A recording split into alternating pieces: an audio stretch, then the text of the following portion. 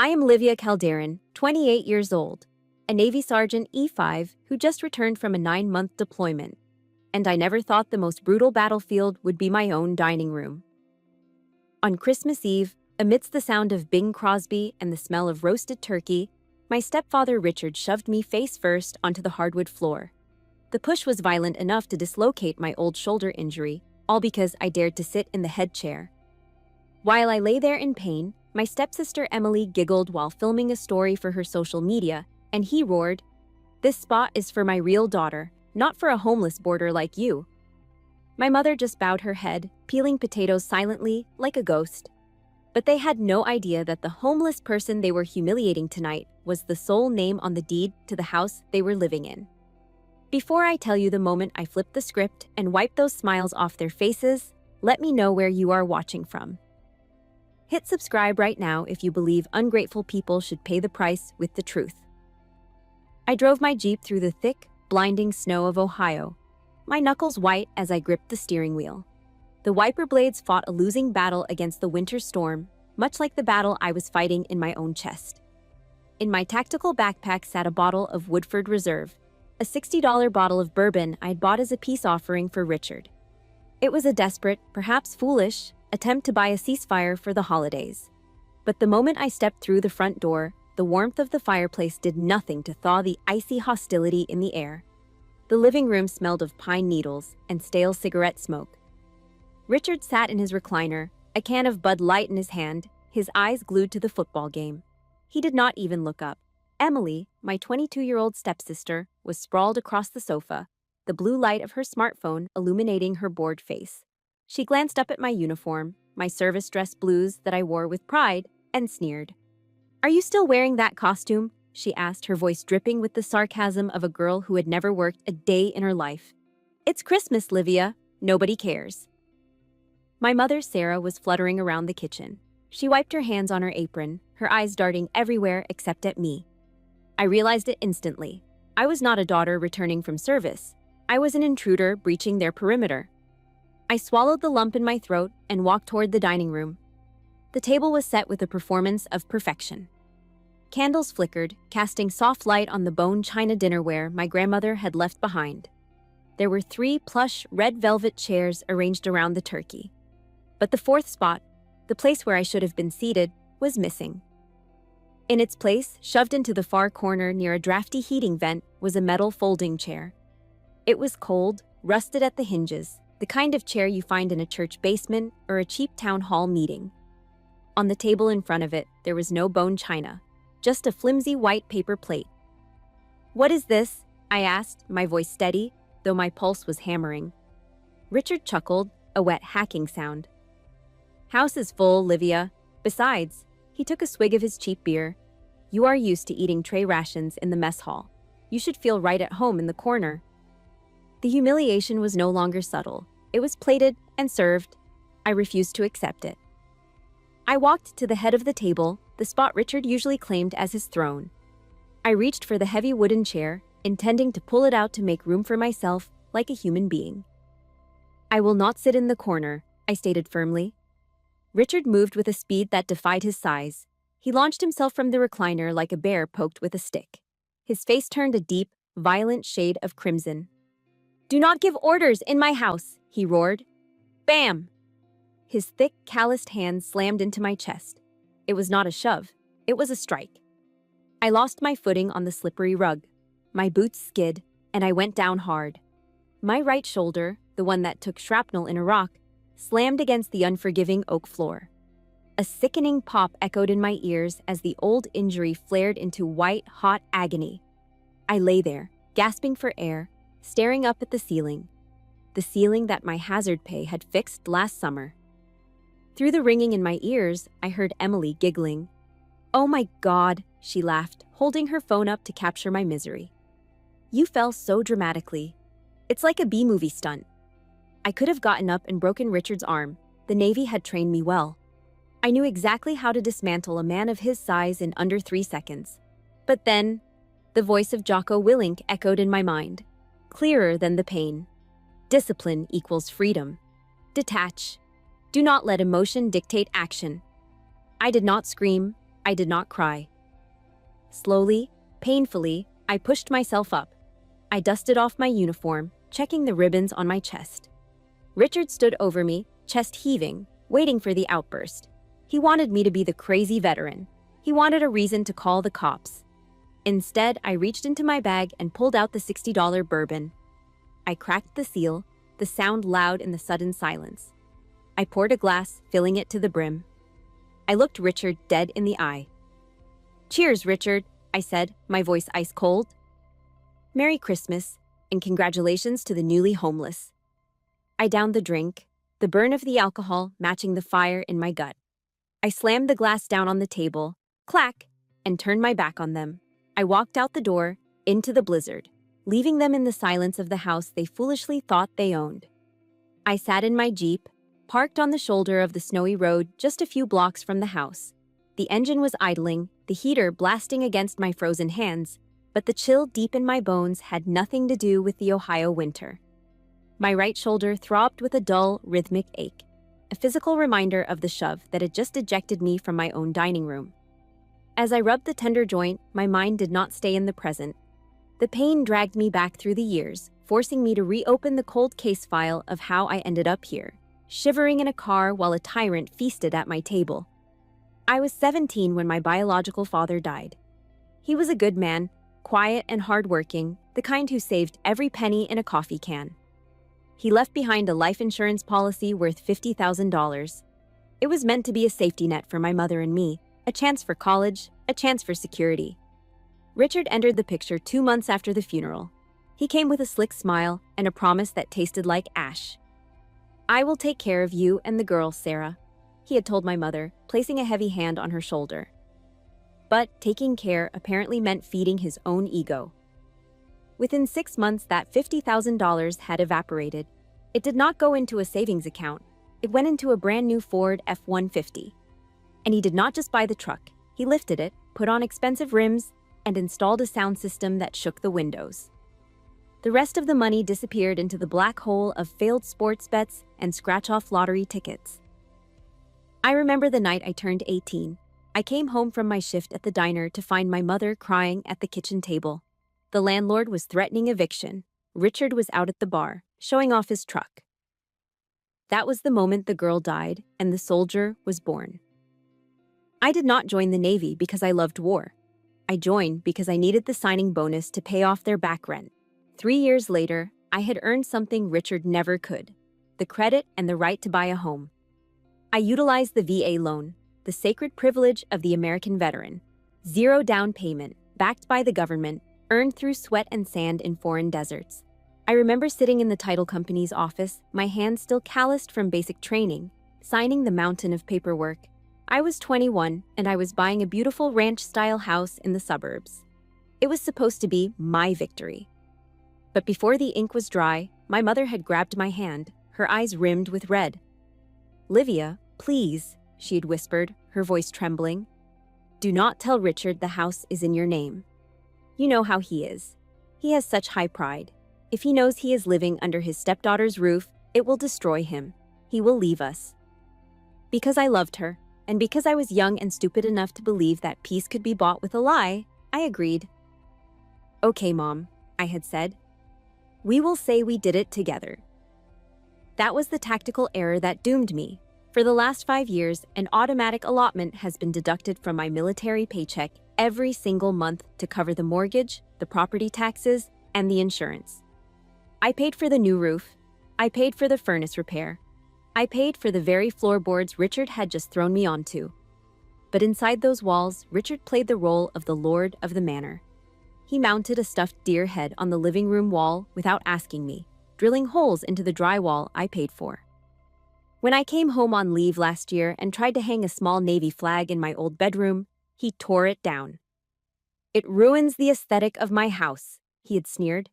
"Keep that military garbage on the base." I heard stories from the neighbors. They told me how Richard held court at the local VFW, bragging about the empire he had built for his family. He accepted their pats on the back, drinking beers bought with the money he saved by not paying rent. He was living a lie, and my silence was the foundation that held it up. I looked into the rearview mirror. The bruise on my shoulder was already darkening, spreading like ink under my skin. I had spent my life following the commandment, honor thy father and mother. I thought honoring them meant enabling them. I thought taking the high road meant letting them walk all over me. But tonight, as I watched the snow pile up on my windshield, I realized that I had not been protecting my mother. I'd been financing her abuse. By letting Richard believe he was the king, I had given him the power to treat me like a peasant. The silence ended tonight. I reached into my pocket and pulled out my phone. My hands were steady now. The shaking had stopped. I scrolled through my contacts until I found the name I needed. Marcus, attorney at law. I hit the dial button. It rang twice before he picked up, his voice gruff but warm. Livia, Merry Christmas. Everything okay? No, Marcus, I said, my voice flat and hard. I need a favor. I need you to go to your office vault. On Christmas Eve? What for? I need the deed, Marcus, the original deed to the house, and I need a draft for an eviction notice. There was a pause on the other end of the line, followed by the sound of a chair scraping back. It is about damn time, Marcus said. I will meet you in the morning. I hung up the phone and looked back toward the house, its windows glowing with a warm, deceptive light. They were probably eating the turkey now, laughing at the homeless girl. Enjoy the meal, Richard. It will be your last one at my table. To understand why a stepfather would shove a wounded veteran on Christmas Eve, you have to understand that the violence did not start with a push.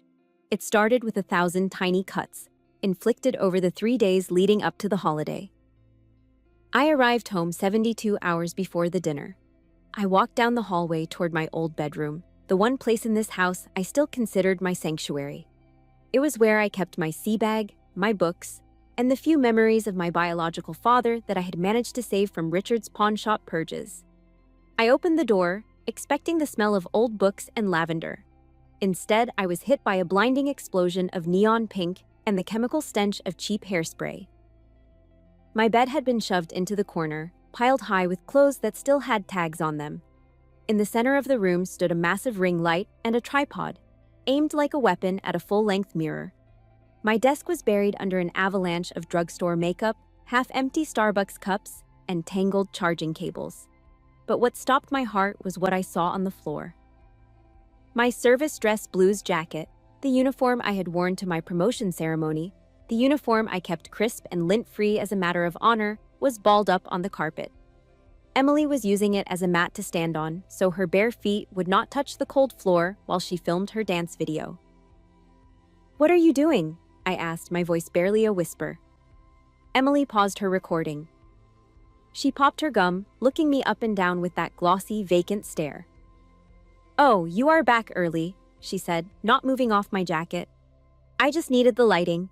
This room has the best morning sun for my aesthetic. You can sleep on the sofa, right? I mean, you are used to sleeping in the dirt in the woods or whatever." I walked past her, ignoring the urge to tip over her tripod, and went to the bookshelf in the corner. I was looking for the shadow box containing my Navy commendation medals and the folded triangular flag from my father's funeral. The shelf was empty. Panic, cold and sharp, spiked in my chest.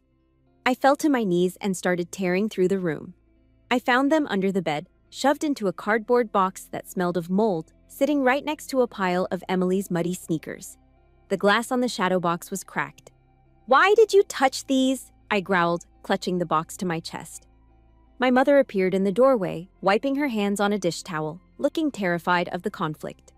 "Now, Livia, do not be dramatic," she pleaded. Emily needed creative space. Those medals, they look a little violent. They were throwing off the positive vibes of her live stream background. We just packed them away for safekeeping. I looked at my mother. My sacrifice and my father's memory were throwing off the vibes of a 22-year-old's lip sync video. The next morning, I tried to reclaim some normalcy. I went to the kitchen to make pancakes, using the flour and eggs I'd bought with my own money the night before. Richard lumbered into the kitchen, scratching his stomach. He watched me whisk the batter, his eyes narrowing as they focused on my arms. "Look at you," he scoffed, grabbing a piece of bacon off the plate I had just set down. "You have got arms like a bricklayer. No wonder you are still single. Men want a woman, Livia, not a G.I. Jane who looks like she could bench press a Buick." He laughed at his own joke, crumbs spraying onto the table. You planning on staying in the service forever? Or is it just that the boys on base are the only ones desperate enough to look at you? He ate the breakfast I cooked while dismantling my womanhood between bites. It was a specific kind of cruelty, designed to make me feel small in the only body I had. If you have ever had a family member belittle your appearance or your hard-earned achievements just to make themselves feel bigger, you know exactly how much this burns. It is a silent poison. If you stand with Livia and believe respect is earned, not given, please hit the like button right now. And do me a favor, comment the word respect below. Let's show Richard that the world is watching. The breaking point, however, came on the afternoon of Christmas Eve, just hours before the dinner. I was in the garage, checking the oil in my Jeep, trying to escape the suffocating atmosphere of the house. Richard cornered me there. He closed the garage door, blocking out the light. I heard the military creates big tax-free bonuses for re-enlistment, he said, leaning against his truck. His voice had lost the mocking tone. Now, it was just greedy. I need $5,000, Livia. For what? I asked, not looking up from the dipstick. The roof, he lied smoothly. It has got a leak, needs fixing before the heavy snow sets in. I froze. I had paid for a complete roof replacement last year. I knew exactly what he wanted. I had seen the brochures for the new Polaris snowmobile on the kitchen counter. He wanted a new toy to show off to his drinking buddies. No, I said, wiping my hands on a rag. The roof is fine, Richard. I have the warranty paperwork. His face transformed. The mask of the friendly stepfather slipped, revealing the predator underneath. He stepped close, invading my personal space, smelling of tobacco and aggression. You have been eating my food and using my heat for 3 days, he hissed. You think you can just come here, wave your money around, and not help the man who raised you? You are ungrateful. You are stingy. He looked at me with pure disgust, then gathered spit in his mouth and spat on the concrete, inches from my combat boots. Cheap, he muttered, turning to walk away. That spit was the declaration of war. When he pushed me later that night, it was not an accident. It was the punishment for saying no. I drove away from the house with the engine roaring, putting as much distance between myself and Richard as the icy roads would allow. I did not have a destination in mind until I saw the flickering neon sign of The Outpost, cutting through the swirling snow. It was a rundown dive bar attached to the local VFW post, a place where time stood still and the outside world ceased to matter.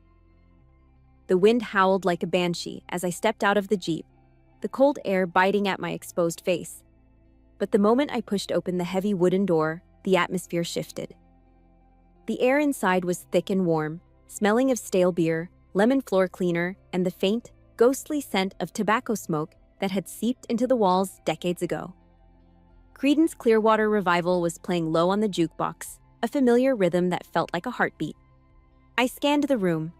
It was sparsely populated, mostly by older men in ball caps embroidered with the names of forgotten ships and distant wars. They sat hunched over their drinks, respecting the silence of the holiday. I took a seat at the far end of the bar, keeping my back to the wall, a habit I had never been able to break since my first tour. Jack Daniels. Neat, I told the bartender. I rested my right arm on the sticky wood of the counter, wincing as a sharp bolt of pain shot from my shoulder up to my neck. I wanted to rub it, to massage the knot forming around the old shrapnel wound, but I forced my hand to stay still. In here, you did not show weakness. You did not advertise your pain. Suddenly, a heavy hand landed gently on my left shoulder. Livia, a deep voice rumbled. Is that Hawkeye from Bravo Company? I turned, my hand instinctively moving toward a defensive posture before I recognized the face. It was Marcus. He had traded his Kevlar vest for a flannel shirt and a blazer, but the eyes were the same. Sharp, observant, the eyes of a man who had scanned rooftops for snipers in Fallujah. He was a jagged scar of a man, rough around the edges, but he was the best JAG lawyer the Marine Corps had ever produced before he retired to private practice. Marcus, I breathed, feeling the tension in my chest loosen just a fraction. He slid onto the stool next to me, signaling the bartender for 2 more rounds, but he did not smile. His eyes narrowed as he looked at me, scanning my posture with clinical precision. You are listing to the right, he said, pointing a finger at my shoulder. You are guarding that side. Your trap muscle is in a spasm. What happened? You re-injure the old war wound? I stared at him, a bitter laugh escaping my throat. My mother had lived in the same house with me for 3 days. She had watched me cook, clean, and eat, and she had not noticed a thing.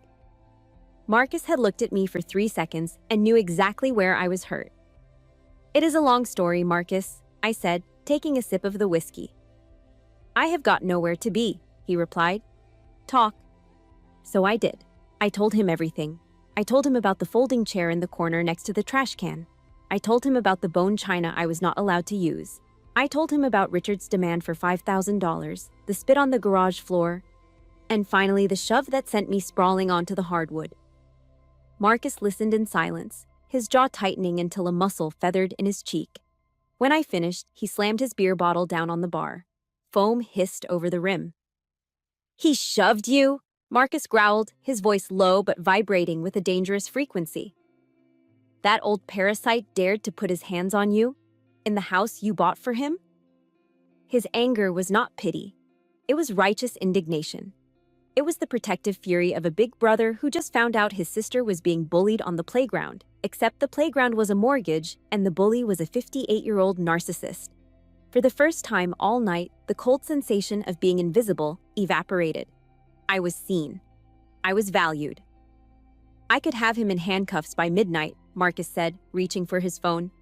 Assault and battery, domestic violence. With your medical history, that is a felony charge, Livia. I shook my head. No police. If I have him arrested, my mother gets dragged into it. She will have to testify. She will fall apart, Marcus. I cannot do that to her. Marcus sighed, rubbing his temples. He knew me too well. He knew I would take a bullet before I let collateral damage hit the people I loved, even if those people were enabling my misery. Fine, Marcus said, a shark-like grin slowly spreading across his face. We do not use the police. We use the nuclear option. Do you remember where the original deed is? In the vault at your office, I replied. Exactly, he said. And do you have the bank statements showing 5 years of mortgage payments deducted from your military allotment? Saved on my phone. Marcus nodded, the lawyer in him taking over the soldier. Tomorrow morning is December 26th. I will go into the office early. I am going to pull your file. I will draft a formal eviction notice, effective immediately based on a breach of unwritten lease terms regarding tenant conduct. I will print out every single bank transfer you have ever made. He leaned in closer, his voice dropping to a conspiratorial whisper. I am going to hand you a paper cannon, Livia. All you have to do is walk in there, place it on the table, and pull the trigger. The image of Richard's face when he realized the game was over flashed in my mind. It was the first thing that had made me smile in days. You would do that on a holiday? I asked. For you? In a heartbeat, Marcus said. He reached out and covered my hand with his. His palm was rough, warm, and steady.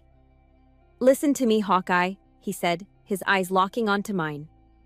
You do not owe them anything. Blood is not a get-out-of-jail-free card for being a terrible human being. They broke the contract of family a long time ago. You are just finalizing the paperwork. His words hit me harder than the whiskey. I had spent so long trying to buy their love with silence and money. I thought sacrifice was my duty. Marcus reminded me that duty ends where abuse begins. Thank you, Marcus, I said. Prepare the file. Tomorrow I am taking back what is mine. I finished my drink and stood up. My shoulders still throbbed, but the pain felt different now. It was no longer the ache of a victim. It was the battle scar of a survivor. I walked out of the outpost and back into the blizzard. The wind was still screaming, but I did not shiver. I had a plan, I had a weapon, and most importantly, I knew I was right. I checked into a Motel 6 just off the interstate, the kind of place where the neon sign buzzes loud enough to hear through the thin glass, and the parking lot is filled with long-haul truckers and people who have nowhere else to go on Christmas Eve. The room smelled of industrial-strength bleach and despair. The carpet was sticky, and the heater rattled like it was dying, but it was warm, and more importantly, it was mine. I paid for it with cash. No one could kick me out. No one could tell me where to sit. I locked the deadbolt and threw my bag on the bed. Slowly, methodically, I began to strip off my uniform. I hung the jacket with care. Old habits die hard. But when I peeled off my undershirt and stood before the bathroom mirror, the soldier vanished, leaving only a battered woman. The lighting in the bathroom was harsh and fluorescent, unforgiving in its honesty. I turned my shoulder toward the glass. The bruise had bloomed. What had been a red mark an hour ago was now a deep, violent shade of purple and black, spreading across my deltoid and down toward my chest like a storm cloud. I touched it gently with my fingertips. A sharp bolt of pain shot through my nerve endings, stealing the breath from my lungs. This was not a nightmare. This was not a misunderstanding. This was physics. Richard, a man who lived off my paycheck, who ate the food I bought, had put his hands on me with the intent to harm. He had marked his territory on my skin. I reached for my phone, but not to call anyone. I opened the camera and snapped 3 photos of the injury from different angles. I was not going to post them on social media for sympathy like Emily would. I was documenting evidence. This was the first step in admitting that my kindness had been a fatal strategic error. Then, the phone buzzed in my hand. A text message. My heart hammered against my ribs. A tiny, foolish part of me hoped it was an apology. I hoped it was my mother saying she had packed her bags, that she was leaving him, that she chose me. I looked at the screen. Mom. Livia, please come back. Dad is not mad anymore. He says if you come in and apologize for your attitude earlier, he will let you sleep on the sofa tonight. It is Christmas. Do not be stubborn. I stared at the words, reading them over and over until they blurred. She did not ask if I was hurt. She did not ask where I was sleeping in a blizzard. She did not ask if my shoulder, the one she knew was reconstructed with titanium pins, was okay. Her only concern was managing Richard's mood. She was negotiating the terms of my surrender. Apologize. Apologize for being shoved. Apologize for being humiliated. Apologize for existing in a space I paid for. Something inside me, something soft and daughter-like that I had been protecting for years, finally died. I realized then that my mother was not a hostage in that house. She was a collaborator. She had seen the violence, and she had chosen to protect the aggressor because it was easier than facing the truth. She was an enabler, and in that moment, she was just as dangerous to me as Richard. I did not reply. Instead, I closed the messaging app and opened my banking application. I logged in and scrolled down to the recurring transfers. There it was, scheduled to go out in 5 days. Mortgage payment, $1,200. For 5 years, every time I saw that number leave my account, I felt a swell of pride. I thought I was building a nest egg. I thought I was being a good daughter. But looking at it now, under the hum of the motel neon light, it looked like extortion. It looked like protection money paid to a mobster who beat you up anyway. My thumb hovered over the transaction. Manage auto pay. Cancel recurring payment. A warning box popped up on the screen. Are you sure you want to cancel this payment? Late fees may apply. I pressed yes with so much force I thought I might crack the screen. Auto pay canceled. A shiver ran down my spine, but it wasn't from the cold. It was the physical sensation of a heavy chain snapping. I had just cut the fuel line to Richard's ego. Without my money, without my silence, the facade of his life would crumble within 30 days. I wasn't just stopping a payment, I was taking back my power. I turned off the lights and lay on the stiff mattress, staring at the ceiling shadows. The wind howled outside, sounding like the ghosts of my past trying to get in. My mind started to race. Guilt, fear, anger. A chaotic whirlwind threatening to pull me under. I reached for my phone one last time and put in my earbuds. I navigated to my podcast library and selected Jocko Willink.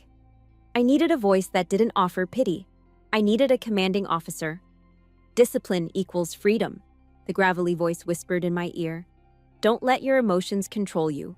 Detach. Step back. Look at the situation from above. Assess, plan, execute. I closed my eyes and breathed in rhythm with the voice. Detach. I pushed the image of my mother's weeping face out of my mind. That was an emotional distraction. Assess. I was the legal owner of the property at 420 Oak Street. The occupants were hostile squatters who had violated the verbal lease agreement through physical assault. Plan. I had the deed. I had the eviction notice Marcus was printing. I had the financial records. I was no longer the sad girl crying in a motel room. I was Sergeant Calderon, and I was preparing for urban combat. Objective: secure the perimeter and reclaim the base. Hostiles: 1 adult male, volatile, civilians, 2 adult females, compromised and manipulated. Hour: 0800 hours tomorrow. Weapon: the absolute, undeniable truth. I pulled the scratchy blanket up to my chin. I didn't cry. I didn't dream. I slept the deep, dreamless sleep of a soldier the night before the invasion. Tomorrow was going to be a long day. At 7 o'clock in the morning, the alarm on my phone vibrated against the cheap laminate nightstand. I did not hit snooze. I was already awake, staring at the ceiling, breathing in a 4-count rhythm. In, 2, 3, 4, hold. Out, 2, 3, 4. I rolled out of bed and stepped directly into a freezing cold shower. The shock of the icy water hit my skin like a slap, washing away the grogginess of the motel sleep and sharpening my senses. I needed my nervous system to be firing on all cylinders. When I stepped out, I did not reach for my comfortable jeans or the oversized sweater I usually wore to hide my body. I reached for the garment bag I'd hung on the back of the bathroom door. I unzipped it slowly. Inside was my service dress blues. This was not just clothing. It was a symbol. It was 6 buttons of gold, a black neckerchief, and rows of colorful ribbons that told the story of where I had been and what I had survived. I pulled the trousers on, the wool fabric stiff and familiar. Then came the jumper. I tightened the neckerchief, feeling the fabric constrict slightly against my throat. It was a sensation that usually made me feel confined, but today, it felt like a neck brace holding my head high. I fastened the gold buttons one by one. Click, click, click. Each one felt like I was locking a piece of armor into place. I pinned my ribbons to my chest, checking their alignment in the mirror with obsessive precision. Finally, I placed the white Dixie cup hat on my head, tilting it to the regulation angle. The woman staring back at me in the motel mirror was not Livia, the stepdaughter who apologized for taking up space. She was a sergeant in the United States Navy. She was a woman who had directed convoy movements in hostile territory. She was dangerous. I checked out of the motel at 7:30 and drove straight to Marcus's office. The town was quiet, the streets empty in the post-Christmas lull. Marcus was waiting for me at the door, a steaming cup of black coffee in one hand and a thick manila envelope in the other. He looked tired, but his eyes were alert. "Here's the package," he said, handing me the envelope. It was heavy. Inside was the certified copy of the deed, 5 years of bank statements highlighting every single mortgage transfer, and a formal eviction notice signed and notarized.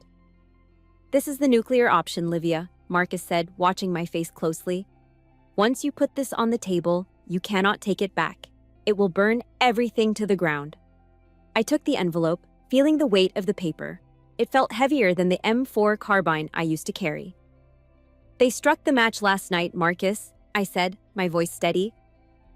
"I am just controlling the burn."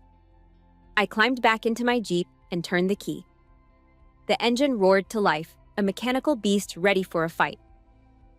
I drove toward the house, my heart beating a slow, heavy drum against my ribs.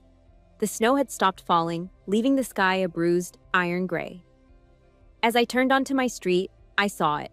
The house looked peaceful under a blanket of white, but the driveway told a different story.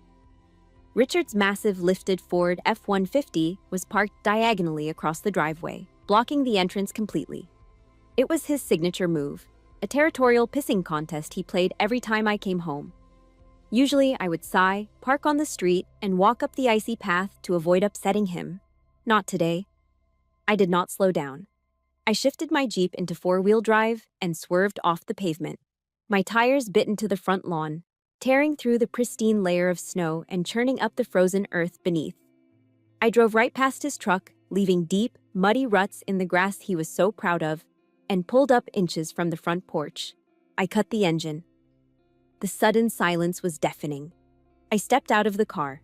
My polished black boots hit the concrete walkway with a loud, authoritative clack, clack, clack. The front door swung open. Richard stepped out, wearing a stained bathrobe and clutching a snow shovel. A cigarette dangled from his lip. He looked ready to scream about his lawn, but when he saw me, the words died in his throat. He blinked, taking in the uniform, the ribbons, the hat. For a second, he looked unsure. But then his narcissism kicked back in. He sneered, leaning on the shovel like a sentry guarding his post. "Well, look at this," he laughed, smoke curling from his mouth. "The general has returned. What is with the costume? You think playing dress-up is going to scare me into letting you back in for breakfast?" He stepped forward, using his large frame to block the doorway. He loomed over me, trying to cast a shadow, trying to make me feel small.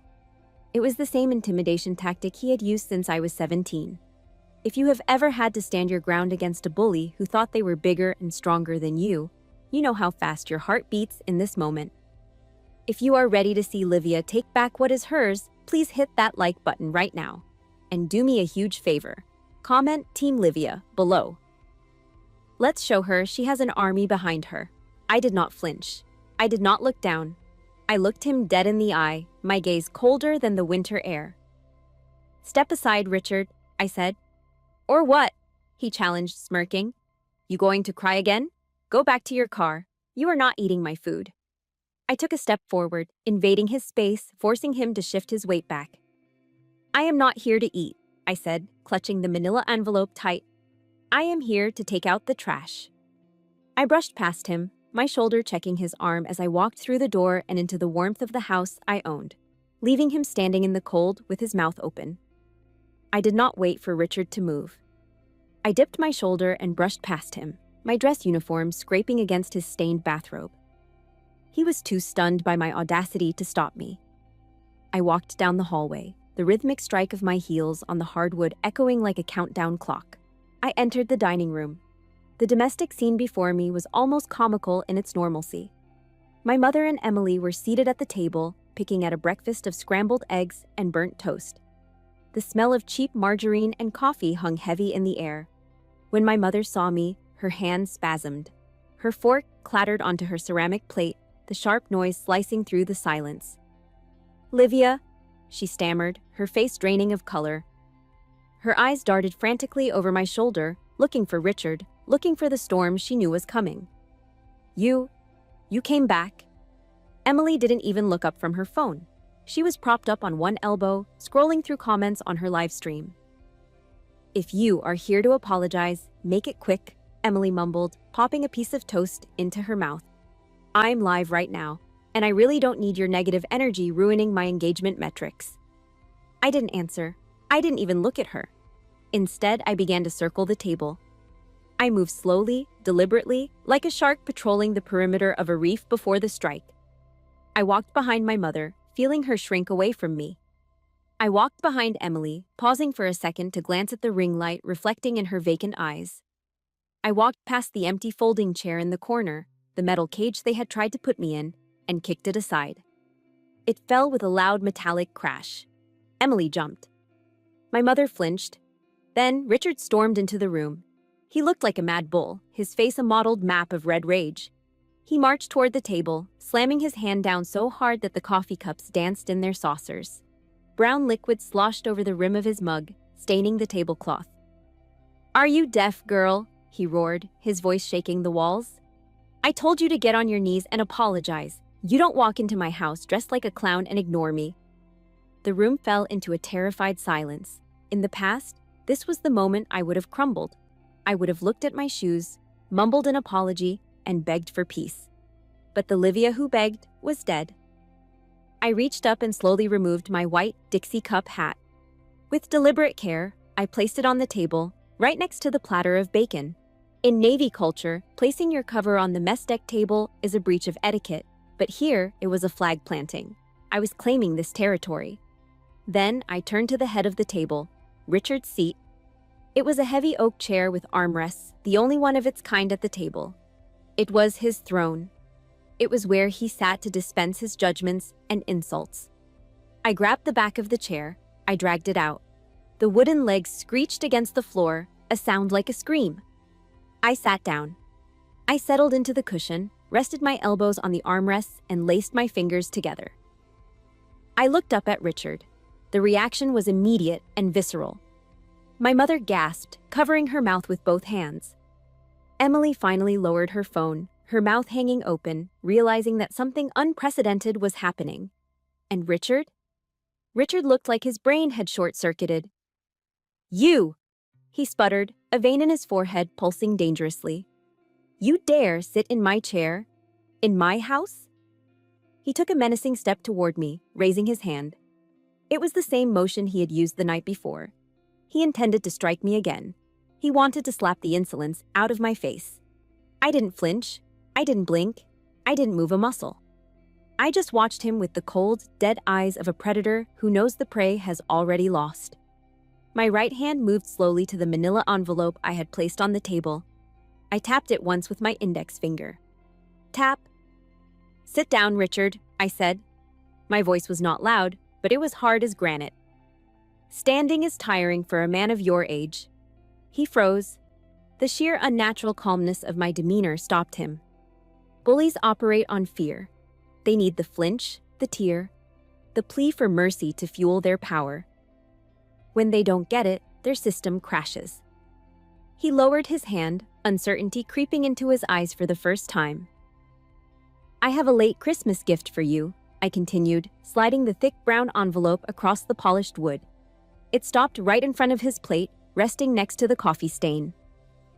"I think you will appreciate this more than the bourbon I bought yesterday." Richard stared at the envelope. His eyes narrowed, suspicion warring with greed. I could see the gears turning in his head. He saw the thickness of the package. He remembered the rumor about my re-enlistment bonus. He thought it was cash. He thought I had withdrawn $5,000 to buy his forgiveness and save my place in the family. "What is this?" he grunted, his voice losing some of its edge. "You think you can buy me off? You think money fixes respect?" "Open it," I commanded. "But be careful. The contents might be a little hard to swallow on an empty stomach." Greed won. It always does with men like him. He snatched the envelope from the table. "This better be good," he muttered. He ripped the top of the envelope open with violent, jerky movements. He reached inside and pulled out the stack of documents. The first thing that fell out wasn't a stack of $100 bills. It was a sheaf of legal paper, heavy and white, stamped with the red, official seal of the county clerk. The papers hit the table with a dull thud. My mother leaned forward, squinting to see. Emily craned her neck. I leaned back in the head chair, crossing my arms over my chest, a small, icy smile playing on my lips. The fuse was lit. The explosion was inevitable. "Read it, Richard," I whispered. "Read it out loud." Richard held the document in his thick, trembling hands, his eyes squinting as if trying to decipher a foreign language. But the words were in plain English, bold and undeniable against the stark white paper. Deed of trust. Sole owner, Livia Calderon. Date of purchase, May 15, 2018. The color drained from his face, turning from a rage-filled red to a sickly ash-gray pallor. His hands, usually so steady when holding a beer or a remote control, began to shake violently. The paper slipped from his grip, fluttering through the air like a wounded bird before landing softly on the hardwood floor between us. What the hell is this?" he stammered.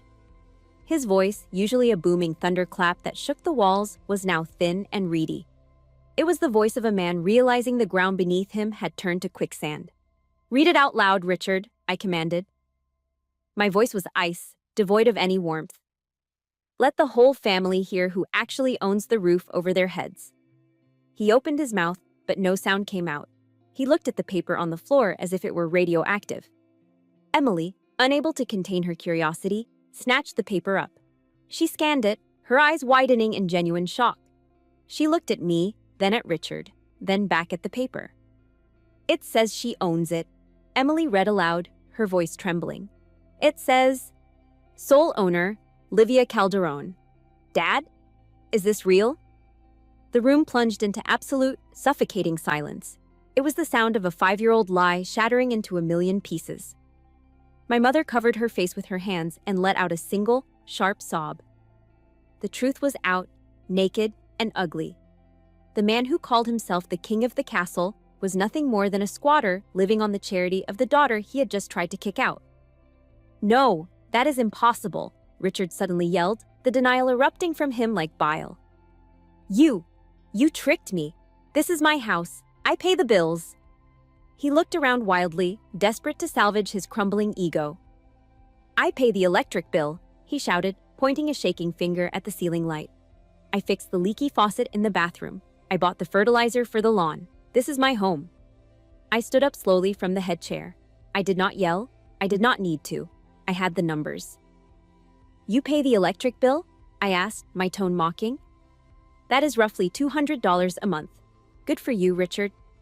I picked up the stack of bank statements Marcus had printed for me and slammed them onto the table. Whack! I pay the mortgage, I said, leaning over him. That is $1,200 every 30 days for 5 years. I pay the property taxes. That is $4,000 a year. I paid $5,000 for the new roof you bragged about to your friends. You are not the owner, Richard. You are a tenant, and you are a terrible, ungrateful, violent tenant. Every number I spoke was a physical blow. I watched him shrink. The narrative he had built for himself, the provider, the patriarch, the success story, was dissolving. He wasn't a hero. He was a moocher. Now, I said, stepping around the table until I was standing right next to him. Let us talk about last night. Richard instinctively took a step back, bumping into the china cabinet. The plates rattled, a sound of fragility. For the first time in my life, I saw genuine fear in his eyes. You assaulted the property owner, I stated, my voice dropping to a dangerous whisper. Under Ohio state law, that is domestic violence. I can call the police right now. I can show them the bruise on my shoulder. I can show them the deed. I pulled my phone from my pocket and held it up. My thumb hovered over the emergency call button. I can get a restraining order, Richard. The police will come here, put you in handcuffs, and drag you out to your truck in front of all the neighbors. You will lose your reputation. You will lose your freedom. You will be nothing more than a violent old man with an arrest record. No! The scream didn't come from Richard. It came from my mother. She threw herself out of her chair and rushed toward me, grabbing my arm. Her face was wet with tears, her eyes wide with panic. Don't call the police, she begged, clutching my sleeve. Livia, please, do not do this to him. It will kill him. I looked down at her. For years she had stood between us to protect him from my truth. Now she was begging me for mercy. The power dynamic had shifted so completely it was almost dizzying. She wasn't defending his actions. She was pleading for his survival. I looked back at Richard. He was trembling like a leaf in a storm. He knew I had him. He knew I could end his life as he knew it with one tap of my thumb. I lowered the phone slowly. I will not send you to jail today, I said. But the game is over. The rules have changed. I pointed to the grandfather clock in the hallway. You have exactly 60 minutes, I declared. You can go upstairs, pack your bags, and get out of my house forever. Richard opened his mouth to protest, but I cut him off with a sharp gesture. Or, I continued, pointing to the corner of the room, you can go pick up that metal folding chair, the one you made me sit in last night, and bring it back here. I stared deep into his eyes, stripping away the last shreds of his dignity. If you want to stay under my roof, you will sit in that chair, and you will listen to my conditions. The choice is yours, Richard. The clock is ticking. Richard looked at the door, then at me, and finally at the rusted metal chair lying on the floor where I had kicked it. The arrogance was gone. The king was dead.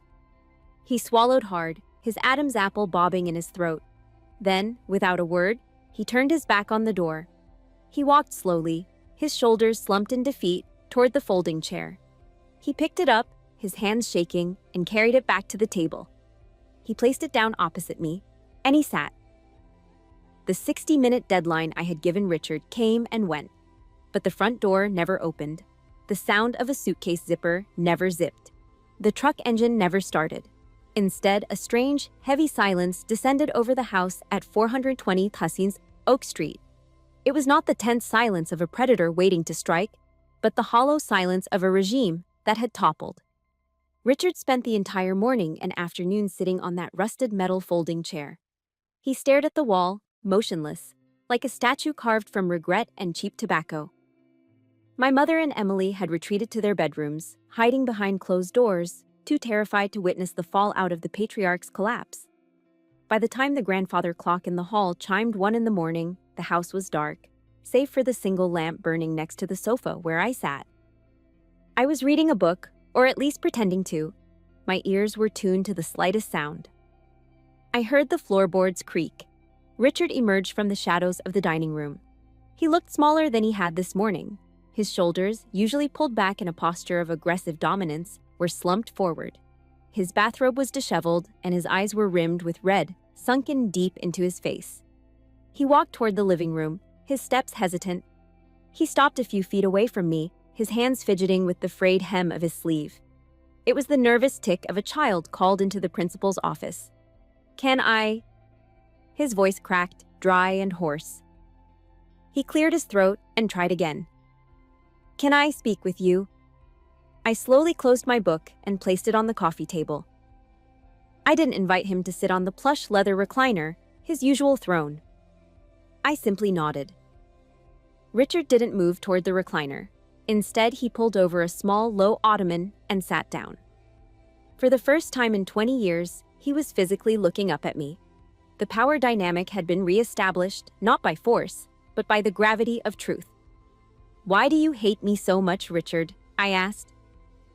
The question hung in the air, stripped of anger, just raw curiosity. Richard looked down at his hands, his knuckles white. His shoulders began to shake. "I don't hate you, Livia," he whispered, the words barely audible. I am afraid of you." I blinked, taken aback. "Afraid of me?" He looked up, and I saw tears tracking through the stubble on his cheeks. "I grew up with nothing," he confessed, his voice trembling. "My whole life, I tried to be the big man. I tried to be the provider, the guy people respected. But I failed. Every business idea, every bet, every job, I messed it up." He gestured vaguely toward my uniform jacket hanging on the coat rack. "Then you came along, you joined the Navy, you got that uniform, you got the discipline, you got the money to buy this house when you were just a kid. You became everything I wanted to be, but never could. Every time I looked at you, I saw my own failure staring back at me. I saw proof that I wasn't enough." He took a ragged breath. "So, I had to push you down. I had to make you feel small, make you sit in the corner, make you feel like a guest. Just so I could feel like the owner for 5 minutes. It wasn't hate, Livia. It was envy. It was pathetic, weak, old man jealousy. It was a confession so naked, so stripped of his usual bluster, that it sucked the oxygen out of the room. He wasn't a monster under the bed. He was just a sad, broken man terrified of his own mediocrity. I looked at him for a long moment. Part of me, the part that remembered the spit on the garage floor, wanted to crush him. But the soldier in me knew that you don't execute a surrendered enemy. You rehabilitate them, or you neutralize the threat. "Understanding your problem is the first step, Richard," I said, my voice steady but firm. "But understanding isn't enough. You need action." I reached into the pocket of my sweatpants and pulled out a single sheet of notebook paper. I had spent the last hour writing it out. "This is the new lease agreement," I said, handing it to him. "If you want to sleep under my roof tonight, if you want to stay married to my mother, you will agree to these terms." Richard took the paper with shaking hands. He squinted in the dim light to read my handwriting. "Number 1, I recited from memory. You will attend Alcoholics Anonymous meetings 3 times a week. You will also enroll in anger management therapy at the VA Center downtown. I want to see signed attendance slips every Sunday night." He nodded slowly, not looking up. "Number 2, financial transparency. You will no longer control the household funds alone. My mother's name goes on a joint checking account with you tomorrow. No more secret spending, no more gambling. And number 3, I said, my voice hardening steel. Zero tolerance policy. You will never raise your voice, raise your hand, or insult me, my mother, or even Emily again. If you call me a name, if you push anyone, that eviction notice gets filed with the sheriff the same day. Do you understand?" Richard read the paper again. He knew what this was. It wasn't a punishment, it was a lifeline. I was offering him a chance to be the man he pretended to be, rather than the fraud he was. "I understand," he said. "Do you agree?" "I agree." He reached for the pen I offered. His hand shook as he signed his name at the bottom of the page. The signature was messy, jagged, but it was there. He handed the paper back to me, then looked me in the eye. The arrogance was gone, replaced by a profound exhaustion. "Thank you, Livia," he said, his voice thick with emotion. "Thank you for not throwing a useless old man out into the snow." "I didn't do it for you, Richard," I said, folding the paper and putting it back in my pocket. "I did it for my mother. And I did it because this house deserves peace." He nodded, stood up slowly, and shuffled toward the stairs. He looked 10 years older than he had this morning. "Good night, Livia," he murmured. "Good night, Dad," I said. It was the first time I had used the word without choking on it. It wasn't a term of endearment yet, it was a rank I was allowing him to earn back. I turned off the lamp and lay down on the sofa, pulling the blanket up to my chin.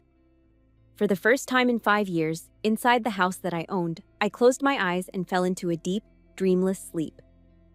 And for the first time, I didn't lock the door. 3 months had passed since the night of the eviction notice. The brutal Ohio winter finally broke, retreating north to make way for a fragile, hopeful spring.